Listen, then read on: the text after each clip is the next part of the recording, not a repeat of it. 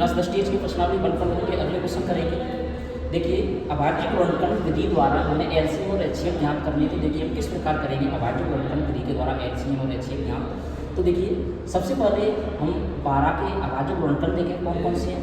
तो 12 के अभाज्य गुणनखंड हम इस प्रकार एलसीएम ज्ञात ज्ञात कर सकते हैं। देखिए 12 12 2 से कटेगी, 2 चौके 12, द्वितीय 6, 3 1 3, तो इनको लिख देंगे 2 × 2 × 3। इस प्रकार इसको और आगे देखिए इसमें कोई डबल है, 2 2 के अंक 2 बार है तो 2 की घात 2, अगर 2 2 के 3 बार हो तो 2 की घात 3 लिख देते हैं × 3। इस प्रकार 15, देखिए 15 15 3 से कटती है, 3 पंजे 15, 5 1 5, तो 15 3 × 5। इसके बाद 21, देखिए 21 3 से कटती है, 3 सत्ते 21, 7 1 7, तो 21 के बनेंगे 3 × 7। इसके बाद देखिए हमको एचसीएफ ज्ञात करना है। तो देखिए एचसीएफ ज्ञात करने के लिए सबसे पहले हमको ये देखना है कि कोई ऐसी संख्या जो 12 में भी उपस्थित हो, 15 में भी उपस्थित हो और 21 में भी उपस्थित हो। तो कोई ऐसी संख्या देखिए जो तीनों संख्याओं के अंदर बैठी हो, वो हमारा एचसीएफ होगा। तो देखिए यहाँ पर देखिए 3, ये 3 और ये वाली 3, ये देखिए ये 3 हमें तीनों संख्याओं में उपस्थित नजर आ रही है, तो हमारा एचसीएफ 3 होगा। समझ में आया? एचसीएफ हमारा कितना होगा? 3। इसके बाद हम एलसीएम ज्ञात करेंगे। देखिए एलसीएम कैसे ज्ञात करेंगे? एलसीएम में जो संख्याएं तीनों में उपस्थित है वो संख्याएं तो आनी है। एलसीएम ज्ञात करते समय जो संख्या तीनों में उपस्थित है उसे हम एक बार लेंगे। इसके बाद जो कुछ भी बच रहा है, देखिए जो कुछ भी छूट रहा है उसको भी लेंगे। एलसीएम निकालते समय हमें कोई भी संख्या छोड़नी नहीं है, लेकिन एचसीएफ ज्ञात करते समय संख्या वो तीनों में उपस्थित होनी चाहिए। तो देखिए एलसीएम 3 × यहाँ पर 2 की घात 2 बच रही है, इंटू यहाँ पर देखिए 5 बच रहा है, इंटू यहाँ पर देखिए 7 बच रहा है। तो इस प्रकार हम एलसीएम ज्ञात कर सकते हैं। तो इनके आपस में गुणा कर लीजिए। देखिए 3 2 2 4 इंटू 5 × 7, आगे बढ़िए 3 4 12, 12 5 60, 60 × 7, इसके बाद 6 सत्ते 42, 420 हमारा आंसर होगा। तो इस प्रकार हम आसानी से कर सकते हैं। अगर नीचे चाहो तो अतः लिख दो, अतः एचसीएफ बराबर 3, एलसीएम बराबर 420। इस प्रकार हम इनको आसानी से कर सकते हैं। देखिए अगला क्वेश्चन नंबर 2 देखते हैं। क्वेश्चन नंबर 2 में दे रहा है 17 23 29।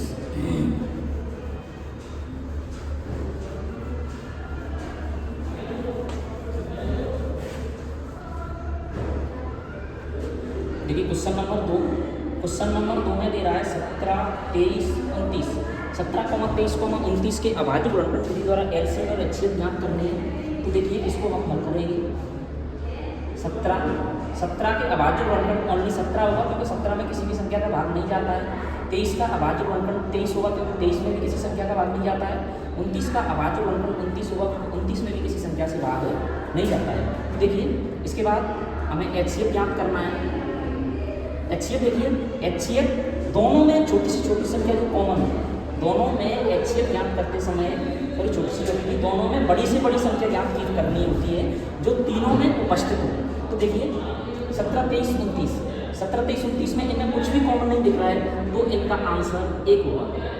2 या 2 से अधिक ऐसी संख्या जिनमें कुछ भी कॉमन ना हो उनका एचसीएफ हमेशा 1 होता है। एलसीएम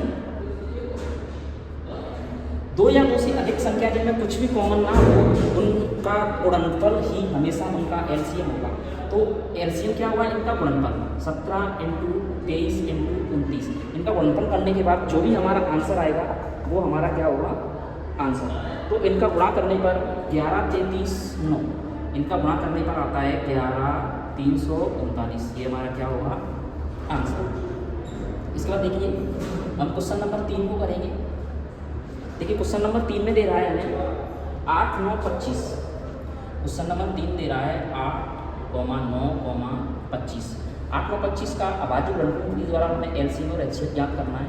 तो देखिए इसको हम कैसे करेंगे? सबसे पहले हम 8 के अभाज्य गुणनखंड निकालना है।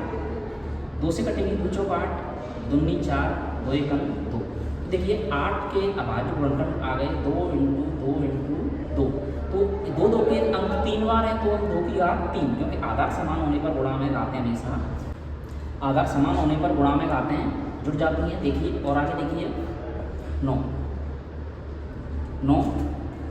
देखिए 9 की अभाज्य गुणनखंड निकालिए। 3 त्रिक का 9, 3 एकम 3, तो 9 3 इंटू 3, तो देखिए 3 3 के अंक 2 बार हैं, तो 3 की घात 2। इसी प्रकार हम 25 के निकालेंगे, तो 25 5 इंटू 5 होती है, तो इसको हम लिख सकते हैं 5 की घात 2। इसमें से बीच में से इनको मिटा दीजिए। अब देखिए हमें इसमें एचसीएफ ज्ञात करना है। तो देखिए एचसीएफ ज्ञात करने के लिए तीनों में कोई ऐसी संख्या देखिए जो कॉमन है। इसमें 2 2 के 2 अंक हैं, इसमें 3 3 के अंक हैं, इसमें 5 5 के अंक हैं, तो इसमें कुछ कॉमन है, कुछ भी कॉमन नहीं है, तो इसका एचसीएफ कितना होगा 1।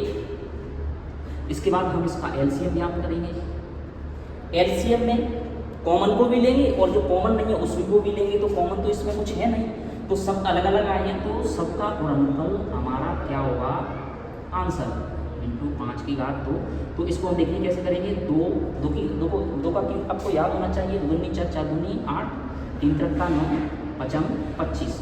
इसके बाद 25 अट्ठे 200 होती है, 200 का गुणा अगर हम 9 से करेंगे तो 2 दूनी 18, तो इसका हमारा आंसर आ जाएगा 1800। तो हमारा एचसीएफ 1 और एलसीएम 1800। इसी प्रकार देखिए हम इसमें एक क्वेश्चन और करेंगे आगे।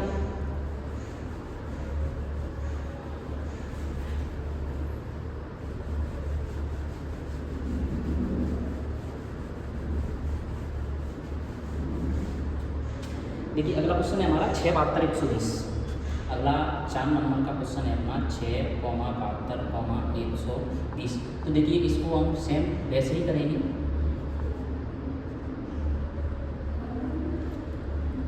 देखिए सबसे पहले 6 के अभाज्य गुणनखंड निकालेंगे, तो 6 द्वितीया 6, ये छोटी छोटी संख्या के आपको याद होनी चाहिए। इसके बाद हम 72 के निकालेंगे, तो देखिए 72, इसको हम एक दूसरी तरीका से और कर सकते हैं। देखिए 72 को लिखिए, 72 को कोई भी 2 टुकड़े कीजिए, 36 दूनी 72। इसके बाद 36 के 2 टुकड़े कीजिए, 6 छक्के 36। इसके बाद 6 3 दूनी 6, इसके बाद ये 6 3 दूनी 6। देखिए सभी अभाज्य संख्या आ गई, तो इसके अभाज्य गुणनखंड क्या होंगे 72 के, तो देखिए 2 2 2, तो 2 2 के अंक कितनी बार आए हैं 3 बार इंटू। अब देखिए 3 3 के अंक 1 2, 3 3 के अंक कितनी बार आए हैं 2 बार। इस प्रकार भी आप इनके अभाज्य गुणनखंड निकाल सकते हो। अगली संख्या देखिए 120। तो देखिए 120 कई रफ्तार में लिख लेना, 120 को 2 भागों में तोड़ो, 60 इंटू 2। इसके बाद 60 को तोड़ो 10 इंटू 6। इसके बाद 10 को तोड़ेंगे 2 इंटू 5 6, 2 इंटू 3। इसके बाद देखिए 2 2 के अंक कितनी बार आए हैं 1 2 3, तो 2 की घात कितनी होगी 3। इसके बाद देखिए 3 3 के अंक कितनी बार आए 1 बार, तो 3 5 5 के अंक 1 बार, तो 5 की 5।